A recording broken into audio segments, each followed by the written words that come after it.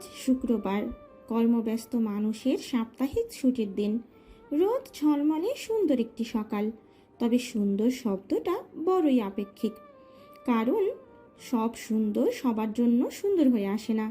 এই যেমন শীতলের কথাই ধরা যাক। আজ তার সকালটা শুরু হয়েছে জেলখানার বন্দিদশায়। এখানে বাবা মা নেই, মা নেই, নেই প্রিয় পুরুষটিও। অথচ গতকাল সকালটাও তার জন্য অন্যরকম ছিল। পরিবারের আদুরে মেয়ে হয়ে সবার আদরে সময়ও কাটিয়েছিল সে। অথচ আজকে তার অবস্থান ভিন্ন, পরিস্থিতি ভিন্ন। কে জানতো ধেয়ে আসা ঘূর্ণিঝড়ে বদলে যাবে জীবনের গতিপথ, ভেঙে যাবে স্বপ্ন। এখানে আসার পর থেকে কেন জানি তার মনে হচ্ছে জেলের দেয়ালগুলো তাকে দেখে উপহাস করে হাসছে, ফিসফিসিয়ে বিদ্রূপ করছে, শীতল নামটা বদলে দিয়ে খুনি নামে ডাকছে। সে অবশ্য তাতে লজ্জা কিংবা ভয় পাচ্ছে না, বরং ভালো লাগছে। কারণ সে জানে এ সমাজের মানুষের চোখে খুনি আসামি অপরাধী হলেও যা করেছে ভাইকে বাঁচাতে করেছে, বোনের মুখের হাসি টেকাতে করেছে, করেছে অনাগত অতিথির জন্য, করেছে একজন মায়ের জন্য যিনি কোলে বুকে করে তার সন্তানকে মানুষ করেছেন, করেছে চৌধুরী বাড়ির সব জীবন্ত ফুলগুলোকে একই ডালে ফুটিয়ে রাখতে। সেখান থেকে একটি ফুলকে হারিয়ে ফেললে বাগানের সব সৌন্দর্য হারিয়ে যাবে, শূন্যতা গিলে খাবে বাকি ফুলগুলোকে। তাছাড়া নতুন অতিথিকেও জানানো দরকার বাবা মানে বিশাল বটবৃক্ষ, সন্তানকে আপদ বিপদ থেকে রক্ষা করার জীবন্ত দেয়াল। শুধু এইটুকু বোঝানোর জন্য হলেও ভাইয়াকে যে বাঁচতেই হবে। সে অবশ্যই জানে না নতুন অতিথি আগমনের কথা।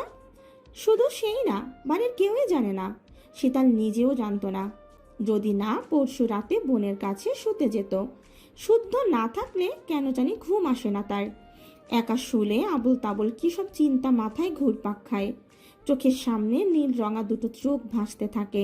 মনে হয় কেউ তাকে ফলো করছে, কেউ তাকিয়ে থেকে হাসছে। কিয়ারাকে মিস করে, তাদের স্মৃতিগুলো মনে পড়ে। নিজেকে খুব অপরাধী মনে হয়। শুদ্ধর বাইরে থাকলে বুকের ভেতরটা ভয়ে কুঁকড়ে থাকে। তার বয়স অল্প, তবে জীবনে যেসব সমস্যা পার করেছে ভয়টা আজকাল জেঁকে বসেছে। এসব চিন্তা যখনই মাথায় ভর করে তখনই মায়ের কাছে ছুটে চলে যায়। না হলে দেখে সায়ন আছে কিনা। যদি দেখে সায়ন নেই তাহলে স্বর্ণের সঙ্গে ঘুমায়। স্বর্ণ তাকে কাছে টেনে গল্প করতে করতে ঘুম পাড়িয়ে দেয়। সেদিনও গিয়েছিল, কিন্তু রুমে ঢুকে দেখে স্বর্ণ ওয়াশরুম থেকে বের হচ্ছে। চোখে মুখে পানি দিয়ে এলেও কাহিল অবস্থা। তাকে দেখে স্বর্ণ হেসে শুতে বলল। মুখ মুছে পানি খেয়ে শীতলের গা ঘেঁষে শুল। তিন বোন আগে এভাবেই শুয়ে কত গল্প করত। শখ চলে যাওয়ায় একটু খারাপই হয়েছে। শীতল একবার ভাবল শখকে ভিডিও কল করে গল্পের সঙ্গী করতে, কিন্তু অর্ক থাকলে খারাপ দেখাবে, তাই সেই চিন্তা বাদ দিল। নড়ে চড়ে স্বর্ণের পেটের ওপর এক পা তুলে দিয়ে আরাম করে শুল। পাশের জনের পেটের ওপর পা না দিলে তার ঘুম আসে না। বিয়ের প্রথম কদিন ঘুমের ঘোরে শুদ্ধর পেটের উপরে পা তুলে দিত। শুদ্ধ নামিয়ে দিলে আবার দিত, তাতে ভীষণ বিরক্ত হতো। এক পর্যায়ে বিরক্তির সুরে বলতো, না, এর জ্বালা তো আর পারা গেল না। কোনো ভদ্রমেয়ে এভাবে ঘুমায়? সেও ঘুমের ঘোরে জবাব দিত, খ্যাচ খ্যাচ না করে ঘুমান, সকালে উঠে সালাম করে নিব। বেচারা তখন কিছু বলার ভাষা খুঁজে না পেয়ে চুপ করে থাকে। কয় মাসে অবশ্য তার অভ্যাস হয়ে গেছে, বরং এখন সে পা না দিলে নিজে টেনে নেয়। শীতল অভ্যাস বশত স্বর্ণের পেটে পা দিলে স্বর্ণ নামিয়ে দিল।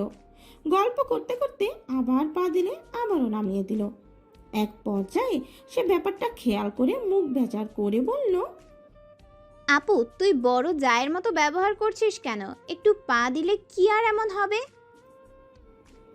এ কথা বলে পা দিতে গেলে স্বর্ণ পা ধরে নামিয়ে দিয়ে বলল, কার যেন বিবিদের গায়ে স্মেল পছন্দ। আমার ওয়েট ওয়েট, এই আপু, বেবি এলো কোথা থেকে? তার উপস্থিতি এখানে আছে বলেই তো আনা হলো। মানে কি? Something something. এ কথা শুনে শীতল তড়াক করে উঠে বসল। কিছু একটা আন্দাজ করে চোখ বড় বড় করে একবার স্বর্ণের মুখের দিকে তাকালো, তো একবার ওর পেটের দিকে। মূল ঘটনা ধরতে পেরে খুশির চোটে চিৎকার করতে গেলে স্বর্ণ মুখ চেপে ধরে ইশারায় না করলো। মৃদু হেসে বলল, চুপ বোন, চিৎকার করিস না, বাইরে কেউ জানে না। স্বর্ণ শীতলের মুখ ছেড়ে দিল।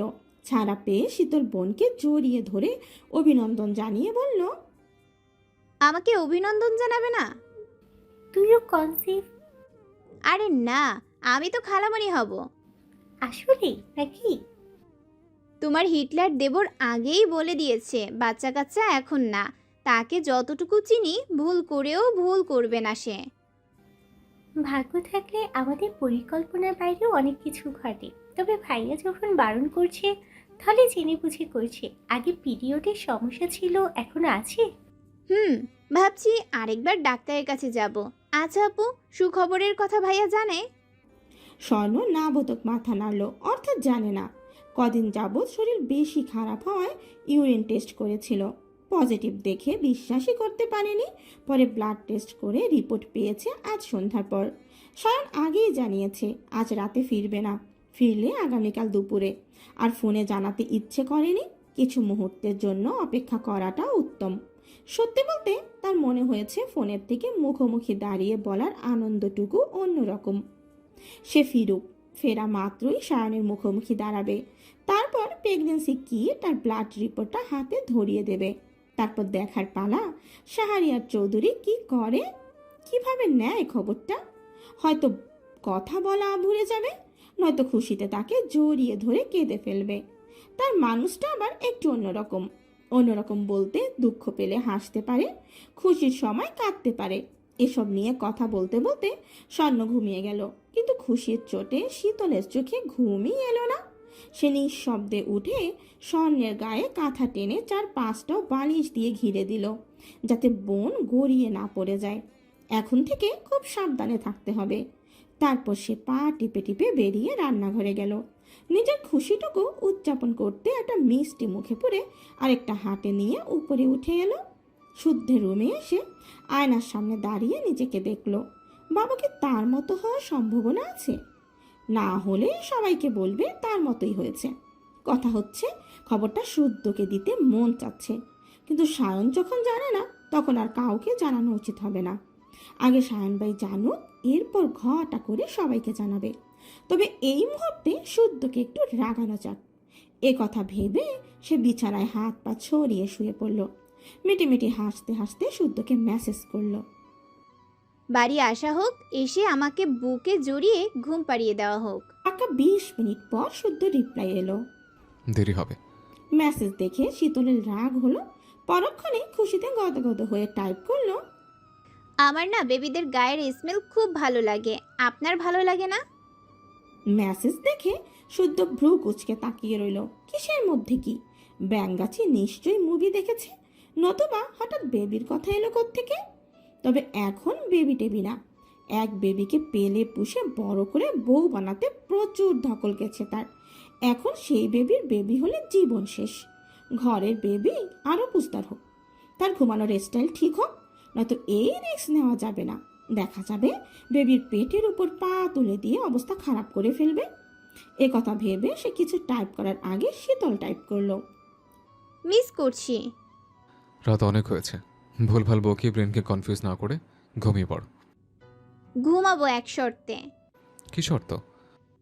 আদুরে সুরে একবার বলুন, আই লাভ ইউ শীতল পাখি। ভালোবাসলে না হয় ভালোবেসে বলতাম। শুদ্ধর চালাকি শীতল ধরতে পারল না, বরং শুদ্ধকে পচাতে বলল, কেউ ভালোবাসে না, আবার আমার কিছু হলে ভ্যা ভ্যা করে কাঁদে। বই গেছে কারোর জন্য কাঁদতে, আমার চোখের পানি এত সস্তা না। বুঝলাম, এবার যা বলতে বললাম ফটাফট বলুন দেখি। মানুষ আছে। মানুষ থাকলে আমি কি করব? আমি কি মানুষকে বলেছি আমাকে আই লাভ ইউ বলতে? আপনাকে বলেছি আপনি বলুন, নয়তো ঘুমানো তো দূর, মেসেজ করে খুব জ্বালাবো। আমিও আমিও মানে? আমিও বাড়ি ফিরে চালাবো। এরপর শীতল বেশ কয়েকটা মেসেজ করলেও সিন হলো না, রিপ্লাই এলো না। তবে একটু হলেও জানাতে পেরে শান্তি নিয়ে ঘুমিয়েছিল। ওই মানুষটাকে জ্বালানো যা শান্তি তা অন্য কিছুতে নেই। সেসব কথা স্মরণ করে দেয়ালে মাথা ঠেকালো শীতল। উঁচুতে থাকা জানালা শিক দিয়ে যতটুকু আলো আসছে তাতে বুঝলো সকাল হয়েছে। রাতের অন্ধকারকে সূর্যের আলো গ্রাসে গিলে ফেলেছে। এখন দিনের রাজত্ব, অথচ তার জীবনে ঘুটঘুটে অন্ধকার পাকাপোক্তভাবে গেড়ে বসেছে। সে জানে না এ অন্ধকার আর কখনো কাটবে নাকি না, আর কখনো স্বাভাবিকভাবে চলতে পারবে কিনা, সমাজের মানুষ তাকে সহজভাবে মেনে নেবে কিনা। গতকাল রাতে শতরূপা চৌধুরী অনেক কাঠখড় পুড়িয়েও জামিন করাতে পারেনি, ফলে রাতটুকু এখানেই কাটাতে হয়েছে। আজকে দুপুরে নাকি তাকে আদালতে তোলা হবে। সে অবশ্য জানতো ছুটির দিন আদালত পুরোপুরি বন্ধ থাকে, কিন্তু গতকালে জানলো শুক্র শনিবার বা সরকারি ছুটির দিন হলেও বিচারকের কার্যক্রম বন্ধ থাকে না, বরং ওই কাজের জন্য প্রতি জেলায় একজন ডিউটি ম্যাজিস্ট্রেট নিযুক্ত থাকেন। পুলিশ আসামিকে সেই বিচারকের বাসভবনে অথবা আদালতের বিশেষ চেম্বারে হাজির করেন। সেই বিচারক তখন আসামির অপরাধ অনুযায়ী প্রাপ্ত বয়স্ক হলে হাজতে আর 18 বছরের কম হলে শিশু উন্নয়ন কেন্দ্রে পাঠানোর নির্দেশ দেন। তার ক্ষেত্রেও সেটাই করা হবে। এসব ভেবে চোখ বন্ধ করতেই শুদ্ধের মুখটা চোখের সামনে ভেসে উঠল। কালকে সায়নকে হসপিটালে পৌঁছানোর পর সারাফাত আর সাফওয়ান চৌধুরী আজমের থেকে পুরো ঘটনা জেনেছেন। ওনারা প্রথমে ভেবেছিল এটা বিরোধী দলীয়ের কাজ। রাজনীতিতে যে দুদিন পর পর এমন কোপাকুপি হয় সেটাও জানেন। এমন কয়দিন শাওন আহত হয়ে ফিরে এর জন্যই তো ছেলেকে বারণ করেন, কিন্তু সে তো সোনার ছেলে না। কিন্তু মূল ঘটনা জানার পর যখন জানলেন এখানে শীতলের নাম জড়িয়ে গেছে, শুধু জড়ায়নি, সে পুলিশের হাতে গ্রেফতার হয়ে বর্তমানে থানায়। এ কথা শুনে উনি হতভম্ব হয়ে কয়েক পল তাকিয়েছিলেন। উনি কল্পনা করতে পারেননি শীতল এমন কিছু ঘটাতে পারে। গতদিন শুদ্ধ আহত সায়নকে কোলে তুলে উঠে দাঁড়াতেই ওনারা পৌঁছেছিলেন। পেছনে বসা শীতলকে নজরে আসেনি। আসতো যদি ছেলের রক্তাক্ত অবস্থা দেখে নিজেরাও ঠিক থাকতো। পাগল পাগল হয়ে ছেলেকে নিয়ে না ছুটতেন। আরেকটা কলিজার টুকরো যে সেখানে ঘূর্ণাক্ষরেও টের পাননি। কিন্তু যখন শুনলেন সায়নকে ওটিতে ঢুকিয়ে সাফওয়ান চৌধুরী আজমল সহ শুদ্ধর ফ্রেন্ডদেরকে ওখানে রেখে সারাফাত চৌধুরী ছুটেছিলেন শীতলের কাছে। ওদিকে টিভিতে ব্রেকিং নিউজ চলছে এই ঘটনা। শাহজাদ চৌধুরীর মিটিংয়ে ছিলেন যখন এই ঘটনা শুনলেন। কলের পর কল দিতে থাকলেন। মেয়ের অবস্থা জেনে পাগলের মতো করতে লাগলেন। সারাফাত চৌধুরী ভাইকে কোনো মতে বুঝিয়ে বুঝ দিলেও নিজে সারা রাস্তা কাঁদতে কাঁদতে থানায় পৌঁছেছেন। গিয়ে দেখেন শীতল বেঞ্চের উপর বসে আছে যেন কাঠের পুতুল। মেয়েটার অবস্থা দেখে বুক কেঁপে উঠল। উনি মায়াভরা কণ্ঠে একবার ডাকলেন, মা, আমার আম্মা। পরিচিত কণ্ঠ শুনে শীতল চোখ তুলে তাকালো। বড় আব্বুকে দেখে ঠোঁট দুটো কেঁপে উঠল। একটা শব্দ মুখ দিয়ে বের হওয়ার আগে চোখ দিয়ে অঝরে অশ্রু গড়াতে লাগলো। একলা একা এখানে খুব অসহায় লাগছিল। জীবনে কখনো এতটা অসহায় লাগেনি। লাগবে কিভাবে? তাকে কখনো একা ছেড়েছে নাকি কেউ? আর না কখনো থানায় আসা হয়েছে। উনি দ্রুত গিয়ে শীতলকে বুকে জড়িয়ে নিলেন। মমতা মাখা হাত মাথায় রেখে বললেন, ভয় নেই মা, এই যে আমি এসে গেছি। তোমার ফুপিও এক্ষুনি চলে আসবে মা, একটু পরে আমরা বাড়ি ফিরে যাব। শীতল ছোট, বয়স কম, তবে একেবারে অবুঝ নয়। সে জানে বড় আব্বু বুঝাতে এসব বলছে। কোনো খুনি গ্রেফতার হলে সাথে সাথে ছাড়া পায় না। তবে এ নিয়ে কিছু বলল না। বড় আব্বুর কাঁধে মাথা রেখে বসে রইল। মাথার ভেতর কি সব চিন্তা ঘুরঘুর করছে। বাবাকে জেনেছে তার কথা? মা কি করছে? খবর শোনার পর ঠিক আছেন তো? আর আপু, আপুর কি খবর? সে যখন একা একা এসব ভাবছিল তখন শুদ্ধ আর শতরূপা এলো। পুলিশের সঙ্গে অনেকক্ষণ ধরে কিসব কথা বলল। ধারণা মতে তাকে আদালতে তোলা হবে এ কথা বলেছে পুলিশ। কনক যদি মারা না যেত কিংবা নির্বাচনে না দাঁড়াতো তাহলে রিস্ক নিয়ে হলেও শীতলকে ছাড়াতো। কিন্তু যা ঘটেছে তাকে ছাড়া মানে হাজারটা প্রশ্নের সম্মুখীন হতে হবে। তার উপরে মরার উপর ঘাড়ার ঘায়ের মতো পেছনে পড়েছে মিডিয়া। সাংবাদিকরা ছো পেতে আছে কখন শীতলকে বের করা হবে আর প্রশ্ন করা হবে। ঠিক এই কারণে স্বয়ং শাহাদাত চৌধুরী কথা বললেও ওনাকে সরি বলতে হয়েছে। কেননা বিরোধী দল নজর রাখছে জল ঘোলা করার জন্য। এসব ছাপিয়ে ছাড়লে ওনাদের চাকরি নিয়ে টানাটানি হয়ে যাবে। এভাবে আরও কিছুক্ষণ আলোচনা চালালেও কাজ হলো না। এদিকে রাত বাড়ছে দেখে একটা সময় তাদেরকে যেতে বলা হলো। শীতল চুপ করে বসেছিল। আর কিচ্ছু বলার নেই, চাওয়ার নেই, আবদারও নেই। এখন কান্নাকাটি করা বোকামি ছাড়া কিচ্ছু হবে না। শতরূপা শীতলের মনের অবস্থা বুঝে বুকে টেনে কপালে চুমু খেলেন। কত কি বলে অভয় দিলেন। ডাক্তার নাকি বলেছে স্বয়ং তাড়াতাড়ি ঠিক হয়ে যাবে, সেসব বললেন। শীতলও বুঝলো ফুপ্পি তার মানসিক চাপ কমানোর জন্য এসব বলছেন। শীতলের পোশাক বদলানো দরকার দেখে শুদ্ধের আনা ড্রেসটা পরল শীতল। তবে তাকে জোর করেও কিছু খাওয়াতে পারলো না, মুখেই নিল না। তাকে খাওয়াতে গিয়ে সারাফাত চৌধুরী ঝরঝর করে কেঁদে ফেললেন। আর সে নিলুপ্ত দৃষ্টিতে শুদ্ধের মুখপানে তাকিয়ে রইল। জামিন না হওয়াতে কেন জানি মানুষটার মুখের দিকে তাকানো যাচ্ছিল না, চোখ জোড়া লাল লাগছিল। যাওয়ার সময় মায়া নিয়ে বারবার ঘুরে ঘুরে তাকাচ্ছিল। এক ধাপ এগিয়ে আবার দাঁড়িয়ে পড়ছিল। কথা বলতে পারছিল না, কণ্ঠস্বর কাঁপছিল। অবস্থা বুঝে সারাফাত চৌধুরী সামনে এগিয়ে গেলেন। সুযোগ পেয়ে শীতল শুধু এইটুকু বলল, ফাঁসিতে ঝুলে গেলে গেলাম, আফসোস রাখিয়েন না। যে একবার মৃত্যুর চোখে চোখ রেখেছে তাকে ফাঁসির দড়ি আর কি ভয় দেখাবে। এইটুকু বলতে না বলতেই একজন মহিলা পুলিশ এসে তাকে নিয়ে চলে গেল। শুদ্ধ দেখলো নিয়ে যাওয়া, সঙ্গে সঙ্গে যাওয়ার ক্ষমতা নেই। যা ঘটেছে যতটুকু কষ্টই হোক মানতেই হবে। এখানে শুধু দেখার পালা তার ভাগ্য তাকে কোথায় নিয়ে গিয়ে দাঁড় করায়। ওদিকে সময়ের সাথে সাথে সায়নের অবস্থা অবনতি হচ্ছে। তার পুরো শরীর কোপানো, রড দিয়ে মারার কারণে হাড়ে ফাটল ধরেছে। দুই হাঁটুর যা অবস্থা, সহজে উঠে দাঁড়াতে পারবে কিনা সন্দেহ। মাথাতেও গুরুতর আঘাত পেয়েছে।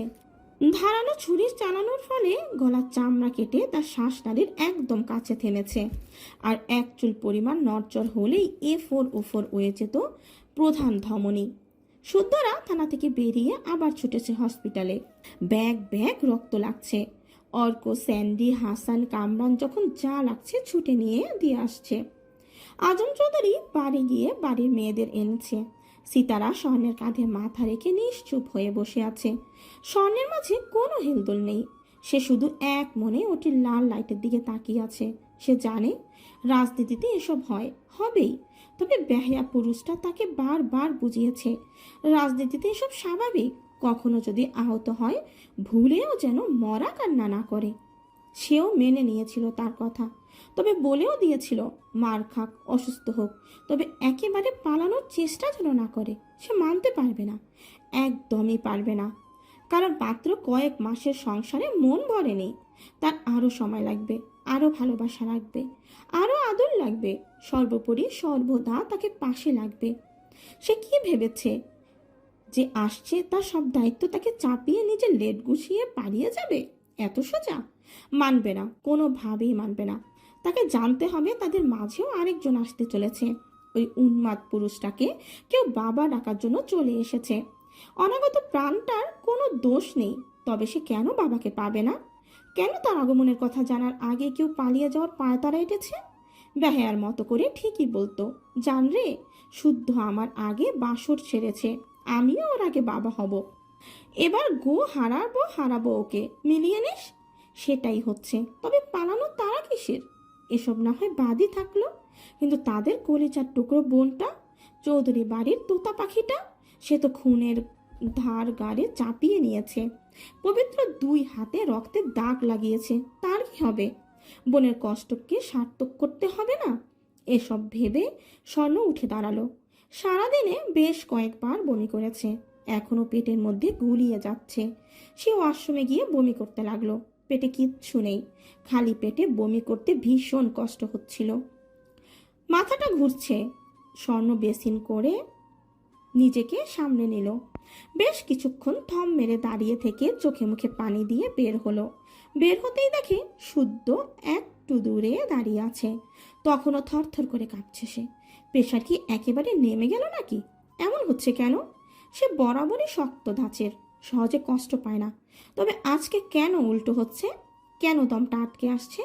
যখন দেয়াল ধরে এসব ভাবছিল, হঠাৎ অনুভব করলো কেউ তাকে স্নেহ মাখায় স্পর্শে আগলে নিয়েছে। নেবু নেবু চোখে শুদ্ধকে দেখে হাল ছেড়ে দিল। শুদ্ধ সযত্নে বুকে আগলে নিল বোনকে। শখের থেকে কম ভালোবাসে না স্বর্ণকে। তারপর শক্ত মেয়েটার কি হলো কে জানে। এতদিন যা করেনি আচমকা সেটাই করে বসলো। সে শুদ্ধের হাতটা কপালে ঠেকিয়ে ঝরঝর করে কেঁদে ফেলল। তবে এই কান্নার শব্দ না হলেও সেকেন্ডের মধ্যে শুদ্ধর হাত ভিজে গেল। তাকে এভাবে ভেঙে পড়তে দেখে বুকের ভেতরটা ধুমড়ে মুচড়ে গেল। তখন শুদ্ধ নরম সুরে বলল, এই ঘটনা কি নতুন? এর আগেও কতবার আহত হয়েছে, আবার সুস্থ হয়ে উঠেছে। এবার হবে ইনশাল্লাহ। জবাবে স্বর্ণ অস্পষ্ট, শুধু এইটুকু বলল, তাকে থেকে যেতে বলো ভাইয়া, দ্রুত ফিরতে বলো। তাকে কিছু জানার আছে আমার, তার অনেক কিছু জানার আছে। এইটুকু বলতে বলতেই স্বর্ণ জ্ঞান হারালো। স্বর্ণের অবস্থা দেখে আরেকটা কেবিনে নিয়ে স্বর্ণকে শুয়ে ডাক্তার ডাকা হলো। প্রেশার মেপে একেবারে লো দেখে স্লাইন দেওয়া হলো।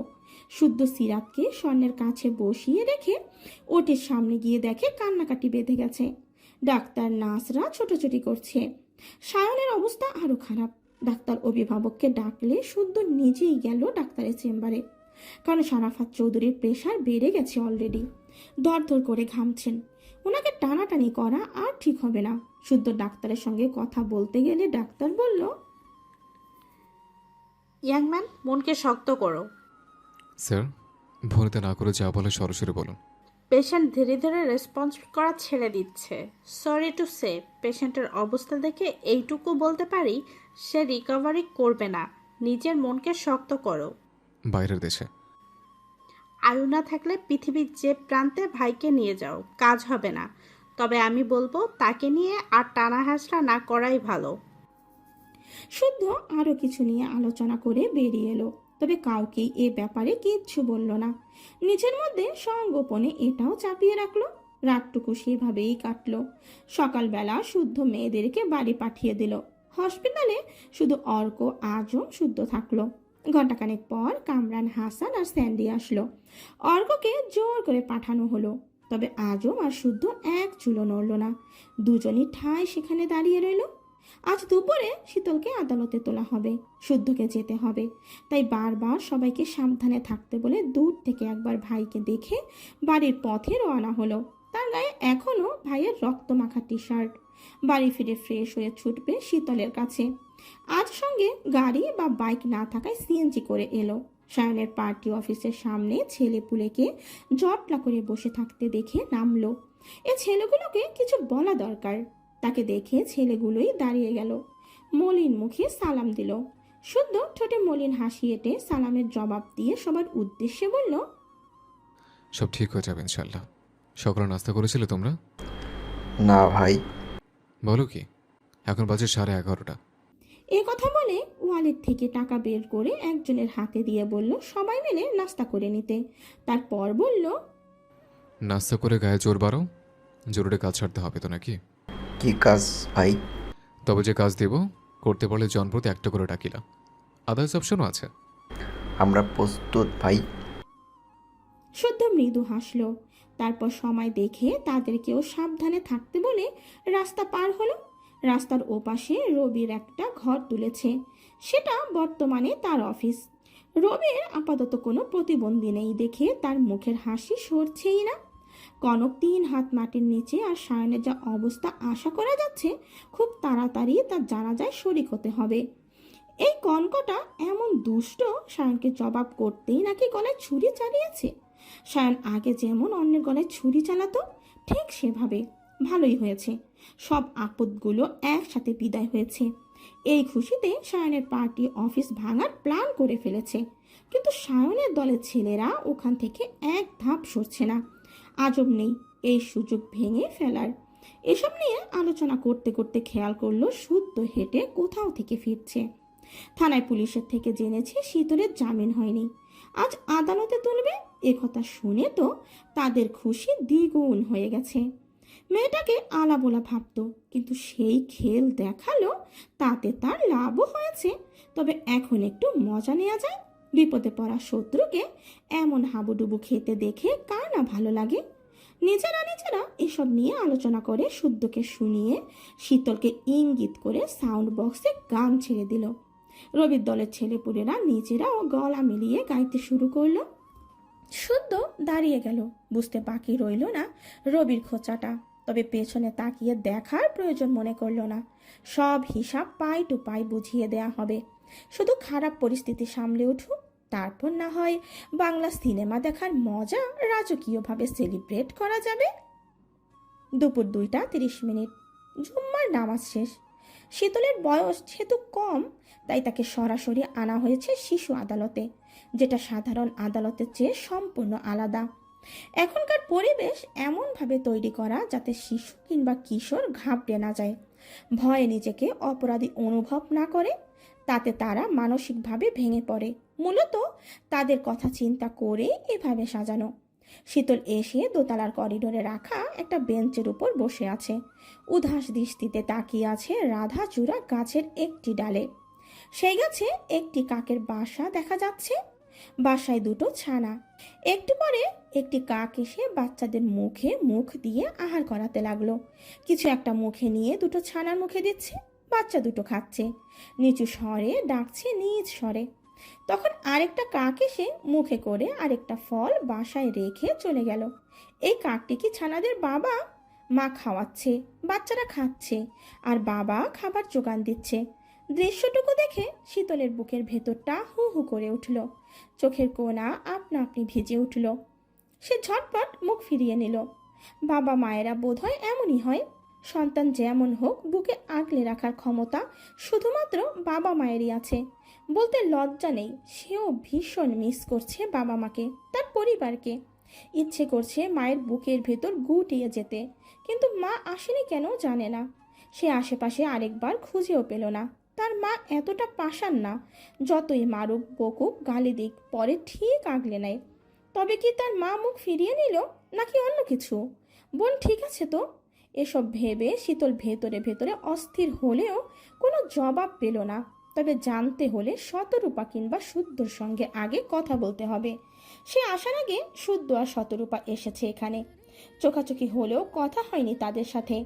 আদালত চত্বরের এক কোণে তারা নিচু স্বরে কি নিয়ে যেন আলোচনা করছে।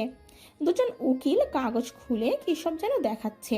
সে অবশ্য এসব মুহূর্তেই একজনের অপেক্ষায় পথ চেয়ে আছে। সেটা হলো তার বাবা। বাবার সাথে তার কথা হয়নি। বাবা এই ঘটনা কি শুনেছে? শুনলে আসছে না কেন? শীতল যখন মনে মনে এসব ভাবছিল, তখন দূর থেকে শুদ্ধ একবার শীতলের দিকে তাকালো। একবার না, বারবার তাকিয়ে নজর রাখছিল। শীতলের অস্থির ভাব খুব ভালোভাবে তার নজরে পড়ল। উকিলের সাথে কথা সেরে গেল দায়িত্বরত এসআইয়ের দিকে। ওনাকে কিছু বলায় শীতলের দিকে একবার তাকিয়ে কেবল মৃদু মাথা নাড়লেন। মাথা নাড়ানো মানে শীতলের সঙ্গে আলাদাভাবে কথা সেরে নিতে পারে। অনুমতি পেয়ে শুদ্ধ ধীর পায়ে শীতলের কাছে এলো। বেঞ্চে বসা প্রিয়সীর কাছে নিজেকেও বসলো। শুকনো মুখটার দিকে কেবল তাকিয়ে নরম সুরে সালাম দিল। আসসালামু আলাইকুম মিসেস শোয়েব, কেমন আছেন? শীতলও কয়েক পল প্রিয় মুখটার দিকে তাকিয়ে সালামের জবাব দিল। তবে বলা হলো না কেমন আছে। শুদ্ধ নির্ঘুম চোখ দেখে নরম সুরে প্রশ্ন করল, দুপুরে খেয়েছেন? ভাইয়া কেমন আছে? ভালো আছে, দ্রুত সুস্থ হয়ে যাবে ইনশাল্লাহ। কথা বলতে বলতে শুদ্ধ পকেট থেকে ফোন বের করে একবার চারপাশ দেখে নিল। যদিও পুলিশের অনুমতি নেওয়া আছে, তবে সময় খুব অল্প। সে ফোন কান থেকে নামিয়ে নিচু স্বরে বলল, কথা বলো। শীতল কাঁপা কাঁপা হাতে ফোনটা ধরলো। ওপাশ থেকে একটা খুব পরিচিত মমতা মাখা কণ্ঠস্বর ভেসে এলো। বাবার কণ্ঠ শোনা মাত্রই পাথর হয়ে থাকা বুকের ভেতরটা আগ্নেয়গিরির মতো ফেটে পড়ল। দাঁত দিয়ে ঠোঁট চেপে কোনো মতে কোনো মতে কান্না আটকানোর আপ্রাণ চেষ্টা করলো। ধরা গলায় অনেক কষ্টে উচ্চারণ করলো, বাবা। সাজাদ চৌধুরী কান থেকে ফোন সরিয়ে পরপর ঢোক গিললেন। ভেজা চোখ দুটো দুই আঙুলের সাহায্যে চেপে ধরে বললেন, শীতল চুপ। বাবার কথাগুলো শীতলের মনে ম্যাজিকের মতো কাজ করলো, সাহস জোগালো।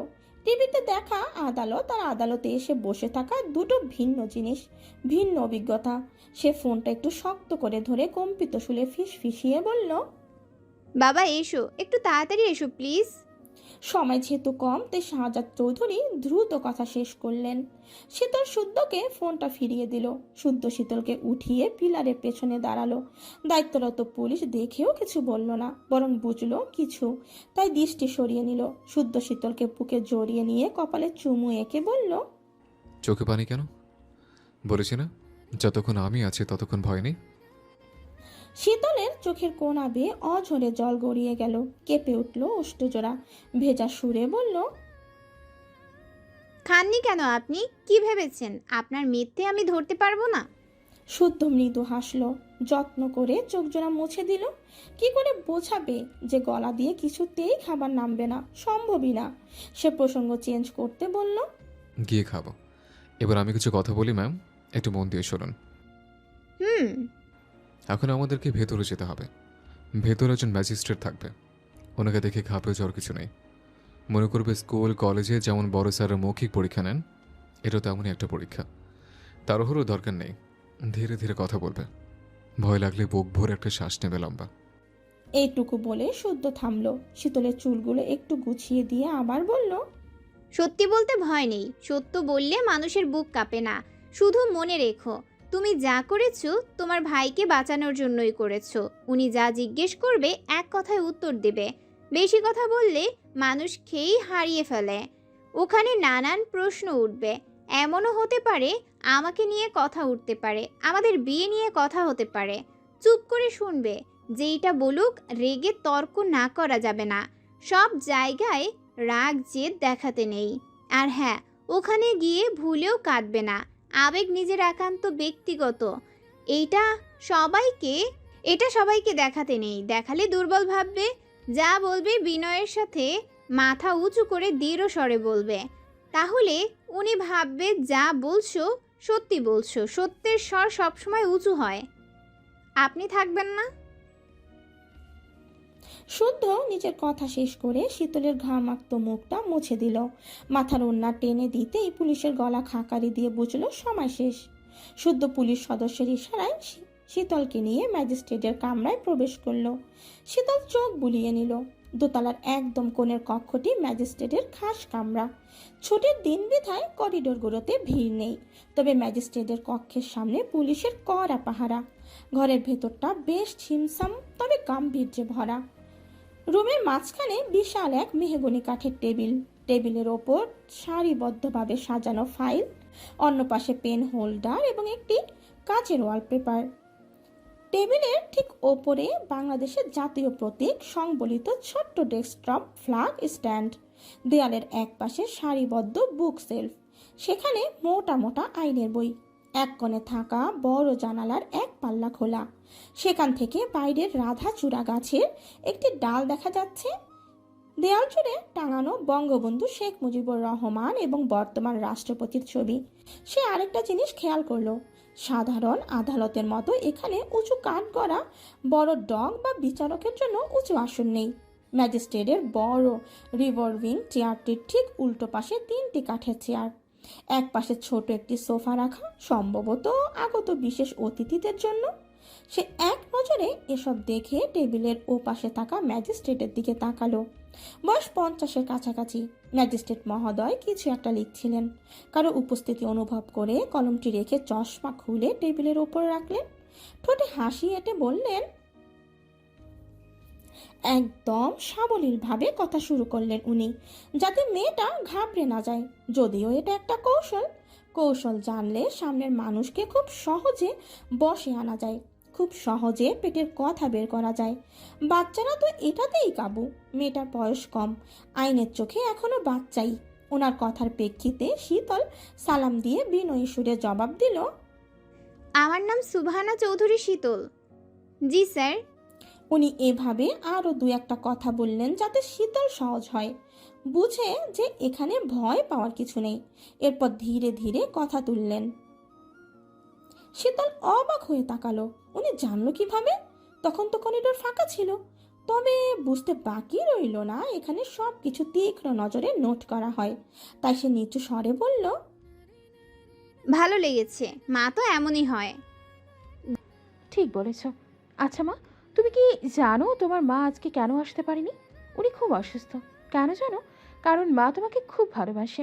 আর এই ভালোবাসার মানুষগুলোর যখন বিপদ হয় তখন আমরা শান্ত থাকতে পারি না, তখন আমরা ঝোঁকের বশে অনেক কঠিন কাজ করে ফেলি না। শীতল ক্যাচ করলো ওনার কথা। স্পষ্টও হলো উনি ইমোশনকে তীরবিদ্ধ করতে চাচ্ছে, যাতে আবেগী হয়ে ওঠে সে। অথচ শুদ্ধ বলেছে তার মা অসুস্থ নয়, বরং বোন অসুস্থ বিধায় আসতে পারেনি। বোনটা প্রেগনেন্ট, অসুস্থ হওয়া স্বাভাবিক। শুদ্ধর কথা মতো সে ছোট করে উত্তর দিল, জি। শীতল, আমি মানলাম তুমি তোমার ভাইকে খুব ভালোবাসো। আচ্ছা, যখন ওই ভয়ঙ্কর মুহূর্তটা এসেছিল তখন তোমার কি একবারও নিজের কথা মনে হয়নি? এখন যা পরিস্থিতি, তোমার ভাইটা বেঁচে গেলেও তুমি তো ফেঁসে যাবে। আফসোস হচ্ছে না? না স্যার, তখন শুধু মনে হচ্ছিল আমার ভাইয়াকে বাঁচাতে হবে। ওই মুহূর্তে আমার কাছে আমার ভাইয়ার চেয়ে বড় আর কিছু ছিল না। আর আমার ভাই যদি বেঁচে যায় আর আমার যদি জেল হয় তাহলেও আমি খুশি। কেন? তোমার কি ভালো থাকার ইচ্ছে নেই? পড়াশোনা করে নাম ডাক করতে চাও না? তোমার বাবা একজন সম্মানিত ব্যক্তি, ওনার মেয়ে খুনি। এটা কি একজন বাবার কাছে ভালো কিছু হতে পারে? আমার বাবার শিক্ষার পরিস্থিতি বুঝে পদক্ষেপ নেওয়া, আমি শুধু তাই করেছি স্যার। বিচারক খুব সাধারণ প্রশ্ন করেছে, কিন্তু প্রশ্নের ওজন অনেক বেশি। তবে শীতলও চেষ্টা করছে গুছিয়ে উত্তর দেওয়ার। শুদ্ধ শুধু দেখে যাচ্ছে তার ব্যঙ্গাচির চেষ্টা। সে জানতো সে যেটা বলবে শীতল অক্ষরে অক্ষরে সেটা পালন করবে। যখন সরাসরি বিচারক কথা বলেন তখন উকিলদের কিচ্ছু বলার থাকে না, তাই ওনারা আপাতত নিশ্চুপ। বিচারক এবার নড়ে চড়ে বসলেন। বুঝলেন মেয়েটা শক্ত আছে, তাই পরের দিকটা ছুড়লেন। শীতল, তোমার ভাইকে বাঁচানোর আবেগটা আমি বুঝতে পারছি, কিন্তু ওই মুহূর্তে তোমার হাতে একটা টিজার ছিল। ওই যন্ত্রটা সাধারণ কোনো কিশোরীর কাছে থাকার কথা নয়। ওটা কোথায় পেলে? ওটা কি আগে থেকেই তোমার কাছে ছিল? কে দিয়েছিল? শীতল জানতো এই প্রশ্নটা আসবেই, তবে তাড়াহুড়োয় উত্তর দিল না।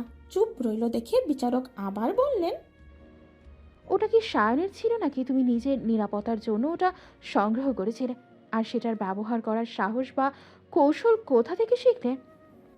শীতল বুঝতে পারলো যার নাম নেবে তার উপরে আইনি ঝামেলা বাড়তে পারে। তাই সে পরিষ্কার গলায় বলল, না স্যার, ওটা সায়ন ভাইয়ার ছিল না, ওটা আমি ওই দিন রাস্তায় পড়ে পেয়েছিলাম। বিচারক ভ্রু কুঁচকে তাকিয়ে এবার একটু কড়া গলায় বললেন, রাস্তায় পড়ে পেয়েছিলে? এটা কি কোনো খেলনা যে রাস্তায় পড়ে থাকবে? আর তুমি জানলে কিভাবে ওটা কি জিনিস, কিভাবে ব্যবহার করতে হয়? একদিন কলেজ থেকে ফেরার পথে একটা প্যাকেট পড়ে পেয়েছিলাম। কৌতূহল থেকে ওটা বাসায় নিয়ে আসি। প্রথমে বুঝতে পারিনি ওটা কি, পরে ইউটিউবে সার্চ দিয়ে জানতে পারি এটা একটা ইলেকট্রিক টিজার। ওটা কিভাবে অন করতে হয়, কিভাবে প্রয়োগ করে, ইন্টারনেটে ভিডিও দেখে শিখে নিয়েছিলাম। আজকাল আমরা মেয়েরা কোথাও সেভ না, তাই ভেবেছিলাম এটাকে কাজে লাগবো। কারণ দিন শেষে আমিও মেয়ে, আমারও একা চলে ফিরতে হয়। তবে লুকিয়ে রাখতাম, কারণ বাড়ির কেউ জানলে কেড়ে নিয়ে ফেলে দিত। এভাবে আরো দু একটা কথা হলো। এক পর্যায়ে পুলিশ কেস তদন্তের জন্য জিজ্ঞাসাবাদের অনুমতি চাইল। শীতল যেহেতু অপ্রাপ্তবয়স্ক, লক আপে একা জিজ্ঞাসাবাদের পারমিশন নেই। তবে তদন্তের স্বার্থে একজন পুলিশ অফিসার ও প্রবেশন অফিসার উন্নয়ন কেন্দ্রে গিয়ে শীতলের সাথে কথা বলতে পারবে, এবং ঘোষণা দিলেন পরের শুনানিতে তদন্তের অগ্রগতি দেখে কেস এগোবে। ততদিন শীতলকে রাখা হবে গাজীপুরের কিশোর উন্নয়ন কেন্দ্রে। কেন্দ্রটি মূলত কোনো জেলখানা নয়, বরং এটি সরকারি আবাসিক শিক্ষা প্রতিষ্ঠানের মিশ্রণ। আইনের ভাষায় এটাকে এখন শিশু উন্নয়ন কেন্দ্র বলা হয়।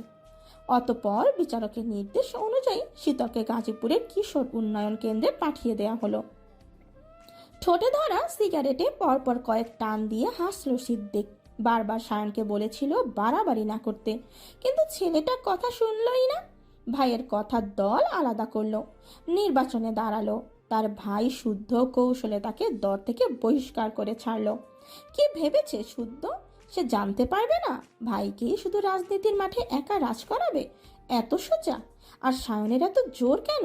কারণ তার সাথে তার ভাই আছে, বাজ পাখির মতো নজর রাখে সায়নের প্রতিটা পদক্ষেপে। নয়তো সায়নের আজ যা অবস্থা, এটা আরও আগে হওয়ার কথা ছিল। শুধুমাত্র শুদ্ধ শাহজাদ চৌধুরী আর সায়নের চালাক বউটা তার চারপাশে শক্ত একটা বলয় তৈরি করে রেখেছিল। সায়ন কখনোই লোক নিয়ে ঘোরাঘুরি পছন্দ করে না, তাই কৌশলে সায়নের দলের মধ্যে শুদ্ধ ঠিক করা কিছু লোক ঢুকিয়েছিল। সে কখন কোথায় যায় কি করে সব খবরই তাদের কাছে থাকে, নতুবা তারা টের পেত না সায়নের মাথার উপরে মরণ ফাঁদ প্রস্তুত। তারা আন্দাজ করেছিল বলেই নির্বাচনের বাহানায় শুদ্ধকে পার্টি অফিস দেখা যেত। প্রায় সময় ভাইয়ের সঙ্গে লেপ্টে থাকতো, নতুবা সে দূর থেকে দ্রুত চাল চাললেও খুব একটা পার্টি অফিসে আসতো না, যাতে কেউ টের না পায় এসবের মধ্যে সে জড়িত। তবে এটা বলতে বাধ্য, শুদ্ধ ভাইকে সত্যি ভালোবাসে, ভাইয়ের ভালো চায় বলে এসব করে, না হয় তার যা মেধা এসবে কেন জড়াবে। ইগরের থেকেও শুনেছে শুদ্ধ নাকি খুব মেধাবী। বর্তমানে সে যেসব রিসার্চ করছে, যদি নিজের লক্ষ্যে ঠিক স্থির থাকতে পারে তাহলে দেশ না বিশ্বব্যাপী তার গুণে সবাই তাকে চিনবে। ছেলেটা কেন যে নিজের ভালো না বুঝে শুধু শুধু এসবে জ্বালাচ্ছে কে জানে। তবে চিন্তা নেই, তাকেও টপকানের বিশেষ এক প্রস্তুতি চলছে। 3 দিন পরের ঘটনা। আদালতের রায় অনুযায়ী শীতল আছে কিশোর উন্নয়ন কেন্দ্রে। এখানে এখনকার রুটিন মাফিক চলতে হচ্ছে। আশ্চর্যের ব্যাপার হলো এখানে আসার পর কেউ তাকে দেখতে আসেনি। সম্ভবত সপ্তাহে 1 দিন দেখা করার সুযোগ দেয়। এখানে আসার 3 দিন পার হয়েছে, কেবল আরও 4 দিন অপেক্ষা করতে হবে। তবে প্রয়োজনীয় সব কিছু পেয়ে গেছে, শুধু সায়নের কোনো খবর পায়নি। অথচ এই খবরটুকু পাওয়ার জন্য চাতক পাখির মতো অপেক্ষা করছে। আজ সকাল থেকে কেন জানি মন কু ডাকছে, বারবার মনে হচ্ছে খারাপ কিছু একটা হবে। সে বারবার মন শক্ত করে নিজেকে শাসাচ্ছে, কিছু হবে না। সারাদিন কাটলেও বিকেলে তাকে ডেকে একটা গাড়িতে তোলা হলো। কেস শুনানির ডেট নেই, তবে কোথায় যাচ্ছে? সে কিছুক্ষণ চুপ থেকে গাড়ি বাহির পথে যাচ্ছে দেখে বিস্ময় নিয়ে বলল, আমরা কোথায় যাচ্ছি? তার পাশে বসা সিভিল ড্রেসের পুলিশ মহিলাটি ভীষণ বদমেজাজে সামান্য একটা কথা বলাতেও খুব বিরক্ত হলো। তবুও খ্যাক খ্যাক করে বলল, তোমার বাড়িতে। বাড়ির কথা শুনে শীতল আরেক দফা অবাক হয়ে জিজ্ঞাসা করলো, আমার কি জামিন হয়ে গেছে? এবার মহিলা পুলিশটির বিরক্তির মাত্রা দ্বিগুণ হলো। দাঁতে দাঁত পিষে জবাব দিল, তোমার কে যেন মরেছে, লাশের মুখ দেখে চলে আসবে, সময় মাত্র আধা ঘন্টা। খবরদার বলছি, আসার সময় কোনো রকম নাটক করবে না। এইটুকু বলে পুনরায় বিড়বিড় করলেন, জনে জনে মরবে, আর আমাদের হয়েছে যত জ্বালা। তাকে নিয়ে চলো রে, মরা কান্না দেখ রে, এসব দেখতে দেখতে জীবনের অর্ধেকটা গেল। ওনার একটি বাক্যতে শীতলের পুরো পৃথিবী যেন দুলে উঠল। কে যেন মরেছে, এই কথাটা তার মাথায় গেঁথে গেল। চোখের সামনে ভেসে উঠল ভাইয়ের রক্তাক্ত মুখ। ভাইয়া কি তবে শেষ পর্যন্ত হাল ছেড়েই দিল? শুধু তাকে বাঁচাতে গিয়ে খুনই হলো, আর সেই ভাই তাকে ছেড়েই চলে গেল। এ কষ্ট মানবে কিভাবে সে? কিভাবে সহ্য করবে? সে আর ভাবতে পারল না, স্থির হয়ে বসে রইল। নীরবে গাল বেয়ে অঝরে অশ্রু গড়াতে লাগলো। এগুলো কোন পাপের শাস্তি পাচ্ছে সে? কেন তার বেলাতে সময় নিষ্ঠুর রূপ দেখাচ্ছে? গাড়িটা যখন চৌধুরী বাড়ির ঘেটে থামলো তখন বাড়ি ভর্তি মানুষ, চারিদিকে চাপা গুঞ্জন। পুরুষের সঙ্গে নামলো শীতল। তার হাতে হ্যান্ডকাপ পরানোর নিয়ম না থাকলেও পরানো হলো। গত সপ্তাহে এক মেয়ের বোন মারা যাওয়াতে দেখতে নিয়ে গিয়েছিল। পরে সুযোগ বুঝে মেয়েটা পালিয়েছিল, আর বাড়ির লোক তাকে লুকিয়ে রেখেছিল। পরে অনেক কষ্টে তাকে খুঁজে বের করেছিল। এই রিস্ক নেওয়া যাবে না দেখে মূলত হ্যান্ডকাপ পরানো হয়েছে। বাগানের মাঝখানে সাদা কাপড়ে ঢাকা একটি খাটিয়া রাখা। সিতারা বেগমের চাপা কান্না ভেসে আসছে। শীতল ভিড় ঠেলে এগিয়ে গেল। তার পা যেন আর চলছে না, প্রতিটি পদক্ষেপে যেন কেউ বুকের ভেতর ছুরি চালাচ্ছে। সাদা কাপড়ের কাছে পৌঁছে সে হাঁটু গেড়ে বসলো। পুরো শরীর কাঁপছে থরথর করে।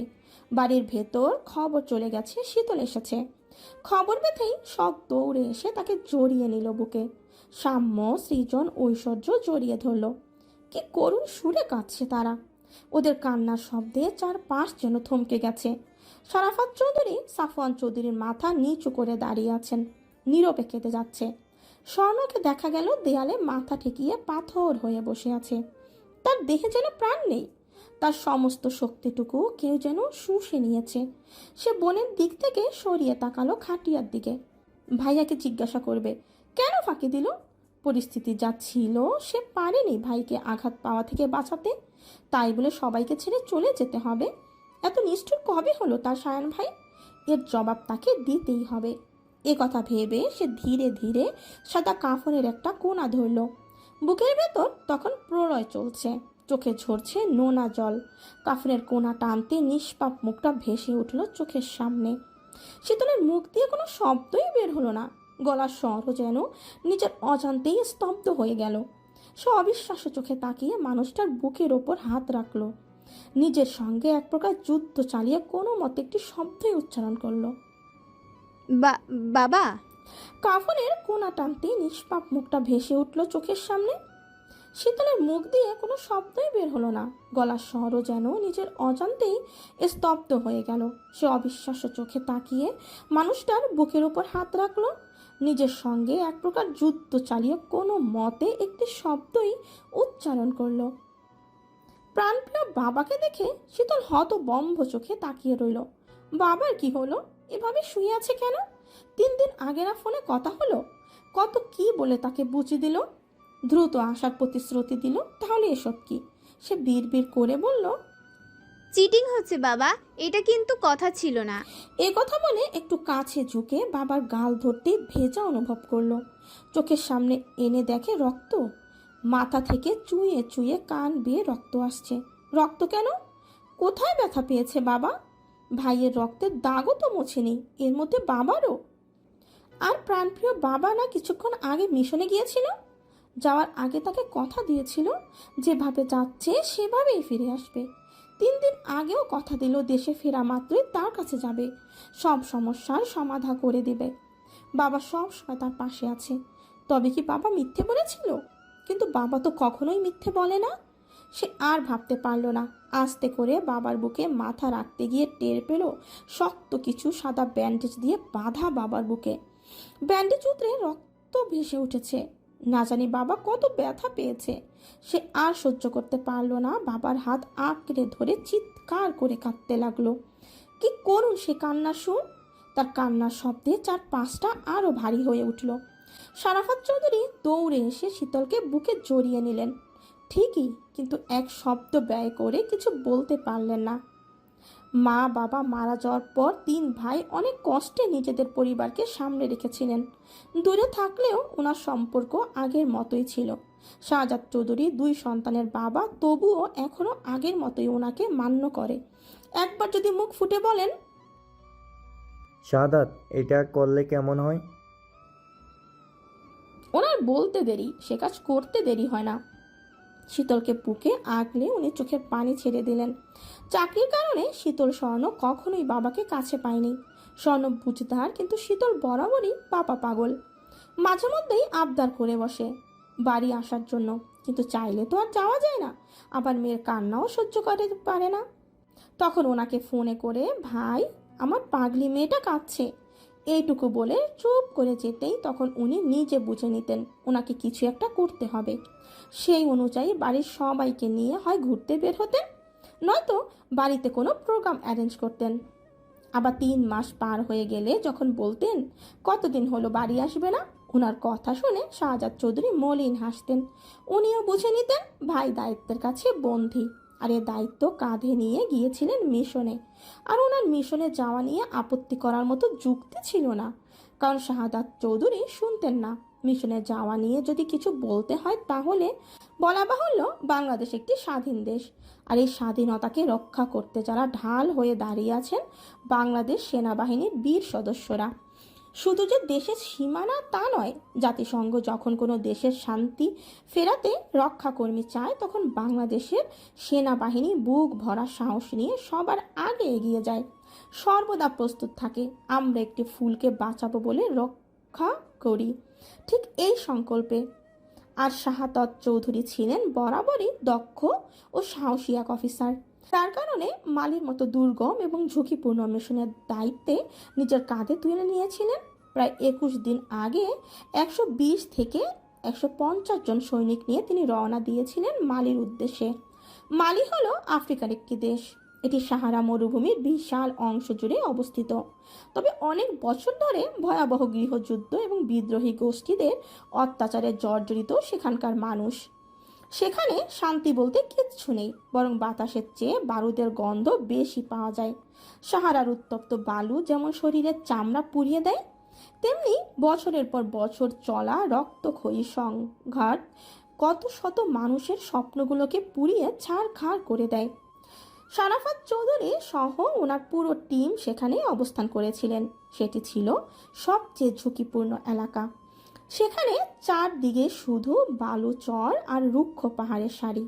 দিনে সূর্যের তেজ এত প্রখর যেন গায়ে পড়লে মনে হয় কেউ আগুনের হালকা ঢেলে দিচ্ছে। গ্রামগুলো একটি থেকে অন্যটি মাইলের পর মাইল দূরত্ব, মাঝখানে জনমানবহীন মরুভূমি। আর এখানে সবচেয়ে আতঙ্ক ছিল চোরাগুপ্তা হামলা। চোরাগুপ্তা হামলা মানে অতর্কিত হামলা। আরও সহজ ভাষায় বলতে গেলে এখানে মাইলের পর মাইল বালুচর মানুষজনের চিহ্ন মাত্র নেই, অথচ বালুর স্তূপে মাইল পুঁতে রাখা কিংবা পাহাড়ের খোঁজে স্পাইলার তাক করে রাখা, যেটা দেখে বোঝার কোনো উপায় নেই, অথচ পা রাখলেই মৃত্যু। এমন প্রতিকূল পরিবেশে শারাফাত চৌধুরীর টিম শুধু সাহসের ওপর ভর করে টিকেছিলেন। কিন্তু রোজ কাউকে না কাউকে হারাতে হতো। এমনও হয়েছে ওনার সৈনিক ওনার হাতে শেষ নিঃশ্বাস ত্যাগ করেছে। আবার এমনও হয়েছে চোখের পলকে কারো না কারো দেহ ছিন্ন ভিন্ন হতে দেখেছে। এমন অবস্থায় অনেকে হাল ছেড়ে দেশে ফিরতে চেয়েছিল, বুঝিয়ে সাহস জুগিয়েছেন। আর এসব মিলিয়ে ওনার দিনগুলো ভয়াবহ কাটছিল।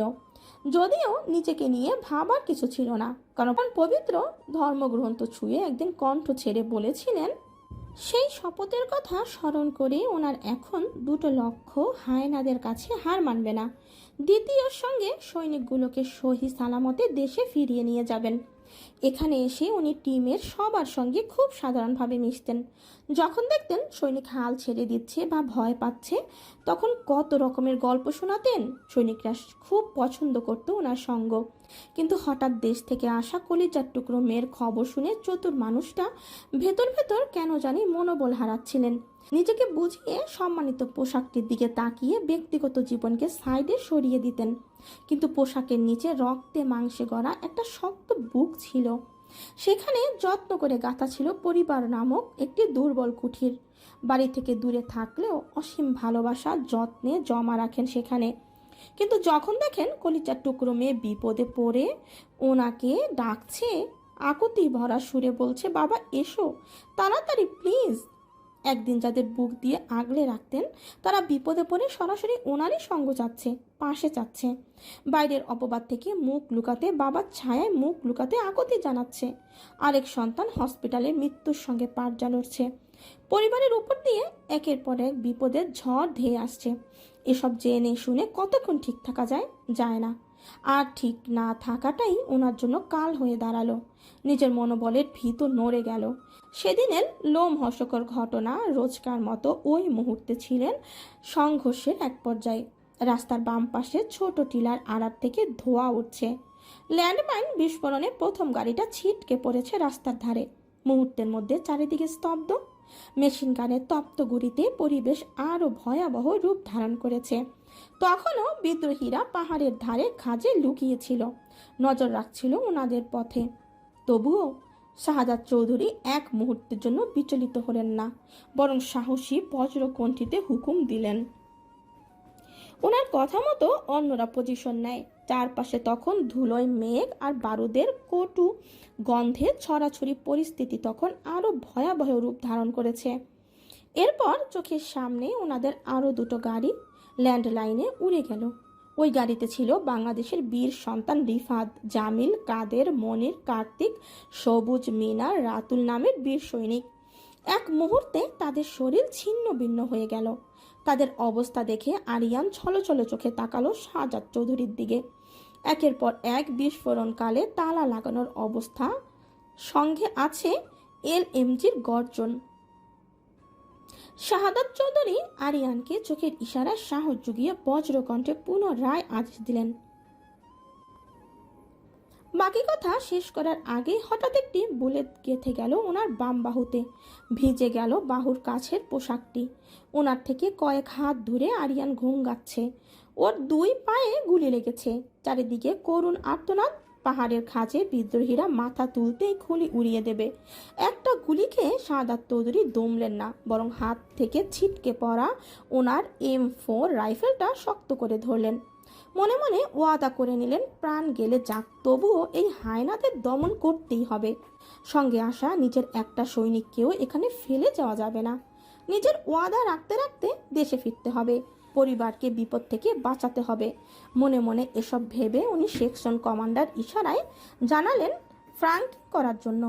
এক হাতে গ্রেনেড বের করে পিন খুললেন তিনি, অন্য হাত শক্ত করে চেপে ধরলেন মাটি। অতঃপর সেটা নিশানা বুঝে ছুটতেই জায়গা মতো লাগলো। মিনিট 10 পর কোথাও থেকে আচমকা একটা বুলেট এসে গেঁথে গেল ওনার বুকে।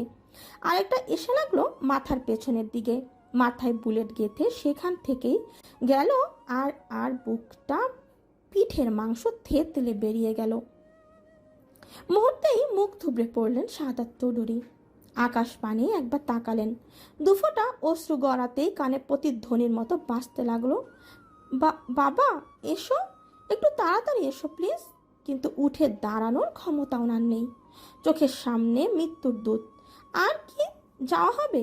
কলিজার টুকরো মেয়েরা একসঙ্গে পথ চলার সঙ্গী, সুন্দর পরিবার, পরিবারের সদস্যদের সবার মুখগুলো স্মরণ করার সময়টুকু হলো না ওনার। তার আগে শেষ নিঃশ্বাস ত্যাগ করলেন শাহাদাত চৌধুরী। ফেরা হলো না আপন দেশে, যদিও বা ফিরলেন, দেহে প্রাণটি রইল না। এদিকে শীতলকে সামলানো দায় হয়ে পড়েছে। বাবার বুকে মাথা রেখে চিৎকার করে কাঁদছে। শরাফত চৌধুরী বসে থাকতে পারলেন না, উঠে চলে গেলেন। শুদ্ধ তখন জরুরি কল সেরে এসে দাঁড়ালো শীতলের কাছে। শীতলের আধা ঘন্টা থাকার আদেশ থাকলেও 1 ঘন্টা করা হলো। এই সময়টুকু বাড়াতে শুদ্ধকে খসাতে হলো 1.5 লক্ষ টাকা। কথায় বলে না, হাতি যখন কাদায় পড়ে তখন চামচিকাতেও লাথি মারে। তাদের অবস্থা হয়েছে সেই রকম। টাকার হিসাব বাদ যাক, কাজ হয়েছে এটাই অনেক। শুদ্ধ শাহাদাত চৌধুরীর বুক থেকে সরাতেই শীতল উঠল না, বরং বাবার বুক আঁকড়ে ধরে চিৎকার করে কাঁদতে কাঁদতে বলল, বোনকে বিধবা হওয়া থেকে বাঁচাতে আসামি হলাম। বাড়ি ফিরে দেখি আমার মা বিধবা হয়ে বসে আছে। এই এই দৃশ্য কিভাবে সহ্য করব আমি? কিভাবে নিজেকে বুঝ দেব আমার বাবা আর নেই? আমার কলিজার টুকরো বাবা আমাকে ফাঁকি দিয়ে চলে গেছে। আমি বাবা ডাকবো কাকে? কে আমার ডাকে সাড়া দেবে? কার কাছে মায়ের নামে অভিযোগ করব আমি? কে আমার শক্তি হবে? কে আমাকে সাহস যোগাবে? তাড়াতাড়ি আসার কথা দিয়ে একেবারেই চলে গেল আমার বাবা। বাবা, বাবা ওঠো বাবা। বাবা না থাকার অভাবে করো না রে বাবা। এই অভাব লাঘব করার ক্ষমতা আমার নেই বাবা। তোমাকে সাদা কাফনে দেখতে পারছি না আমি। আমার কলিজা ছিঁড়ে যাচ্ছে বাবা, আমার দম আটকে আসছে। শুদ্ধ জোর করে শীতলকে সরিয়ে আনলো সেখান থেকে। শুদ্ধকে আঁকড়ে ধরে কাঁদলো মেয়েটা। উপস্থিত প্রতিটা মানুষ তার চোখের কান্নার পানি ধরে রাখতে পারল না। তখন ধীর পায়ে স্বর্ণ এলো। শীতল বোনকে দেখে কান্না ভুলে গেল। বোনের এই রূপ সহ্য করার মতো না। চেহারার কি হাল! স্বর্ণ এবার নিজেও বসে পড়ল শীতলের পাশে। এক দৃষ্টিতে তাকিয়ে রইল বাবার মুখের দিকে। শুদ্ধ তখন 2 বোনের মাথাতে ভরসার হাত রাখল। তার নিজেরও কণ্ঠ রোধ হয়ে আসছে। বাড়িতে 2 জন মানুষের কাছে সব কথা শেয়ার করে পড়ত, যে কোনো ব্যাপারে সহজে আলোচনা করতে পারত। তারা হলো শাহাদাত চৌধুরী আর সায়ান। অথচ তাদের একজন বর্তমানে কোমায় আর একজন একেবারে ফাঁকি দিয়েই চলে গেল। তারা ফাঁকি দিলেও সে তো পারবে না। যত ঝড় আসুক সবটা তাকেই সামলাতে হবে। সবাই খুব কাঁদছে, অভিযোগ দিচ্ছে, কিন্তু সে পারছে না। এই না পারাটা যে কতটা যন্ত্রণার হাড়ে হাড়ে টের পাচ্ছে। তবে সেই দিন সব সমস্যার সমাধান হবে। বিপদের মেঘ কেটে নতুন সূর্য উদয় হবে। সেই দিন সেও কাঁদবে, খুব কাঁদবে। ততদিন যত যা কিছু ঘটে যাক 2 হাতে সামলে নিতেই হবে। এইসব ভেবে শীতল আর স্বর্ণের মাথায় হাত রাখলে দুজনে ঘুরে তাকালো তার দিকে। তখন শুদ্ধ বলল, মায়ের কথা বলতেই শীতলের টনক রড়ল। সে উঠে বাড়ির ভেতরে গেল। সিমেন্ট দেয়ালে হেলান দিয়ে বসেছিলেন, চোখের পানি অঝরে ঝরে যাচ্ছে। শীতলকে আসতে দেখে ছোট বাচ্চার মতো ঠোঁট ভেঙে কেঁদে দিলেন। শীতল মাকে শক্ত করে জড়িয়ে ধরে বসে রইল। সিমেন্ট জমে থাকা কান্না উগরে দিল মেয়ের কাছে। তাকে কাঁপতে দেখে শীতল আর কাঁদল না। এদিকে ঘড়ির কাঁটা টিক টিক করে ছুটে চলেছে ঘন্টার কাঁটার দিকে। এভাবে কিছুক্ষণ পাথর হয়ে মায়ের কাছে থাকলো শীতল। দুজন মহিলা পুলিশ দাঁড়াতেই বুঝলো সময় শেষ। সে মায়ের কপালে চুমু দিয়ে কান্না ভেজা স্বরে থেমে থেমে বলল, সাবধানে থেকো, আপুর খেয়াল রেখো।